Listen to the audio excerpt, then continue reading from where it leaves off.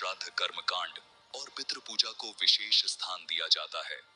लोगों में प्रचलित मान्यताओं के अनुसार ऐसा माना जाता है कि श्राद्ध समय में पृथ्वी लोक में पितरों के लिए भोजन और जल अर्पित करने से उनकी स्वर्ग लोक में तृप्ति होती है।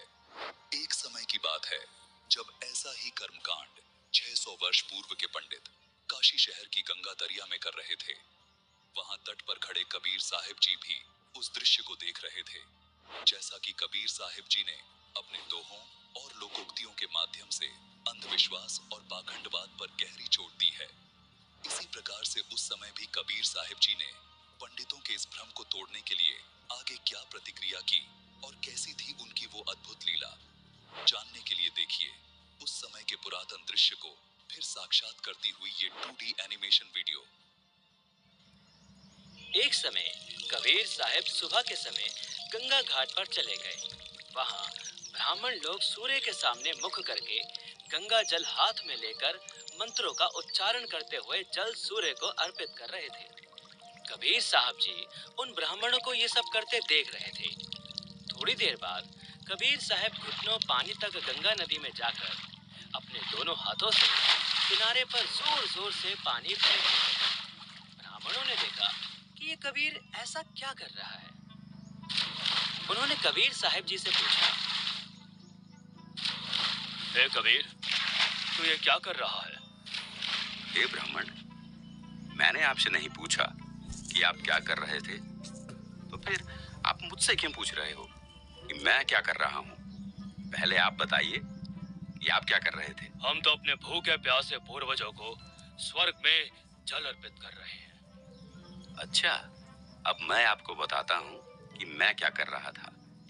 दरअसल मैंने अपनी झोपड़ी के आगे एक छोटी सी बगीची लगा रखी है। मैं उसे सींच रहा हूँ। अरे भाई, तुम्हारी झोपड़ी तो यहाँ से काफी दूर है, उसे ये पानी कैसे मिलेगा? हे ब्राह्मण, एक बात बताओ, जब लाखों मील दूर स्वर्ग में ये जल अर्पित हो सकता है, आपके पूर्वजों को ये जल प्राप्त हो सकता है, तो 2 मील दूर जाने में इस जल को भला क्या परेशानी होगी? तो दर्शकों, इस प्रकार कबीर साहिब जी का ये सटीक तर्क सुनकर काशी के पंडित जी समझ गए कि हमारी ये क्रियाएं व्यर्थ हैं।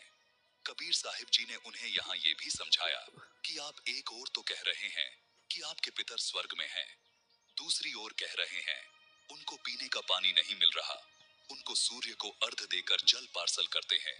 यदि स्वर्ग में पीने के पानी का ही अभाव है तो उसे स्वर्ग नहीं कह सकते, वह तो रेगिस्तान होगा। वास्तव में वे पितरगण यमराज के अधीन यमलोक रूपी कारागार में अपराधी बनाकर डाले जाते हैं। वहां पर जो निर्धारित आहार है वह सबको दिया जाता है। जब पृथ्वी पर बनी कारागार में कोई भी कैदी भोजन के बिना नहीं रहता, सबको खाना पानी मिलता है, तो यमलोक वाली कारागार जो निरंजन काल ने बनाई है उसमें भी भोजन और पानी का अभाव नहीं है। दर्शकों, यह 2D एनिमेशन वीडियो संत रामपाल जी महाराज के सत्संग प्रवचनों का अंश मात्र है। संपूर्ण आध्यात्मिक ज्ञान प्राप्त करने के लिए अवश्य सुनिए संत रामपाल जी महाराज के मंगल प्रवचन। संत रामपाल जी महाराज के मंगल प्रवचन सुनने के लिए आज ही प्ले स्टोर से डाउनलोड करें संत रामपाल जी महाराज ऐप और सब्सक्राइब करें हमारा YouTube चैनल संत रामपाल जी महाराज।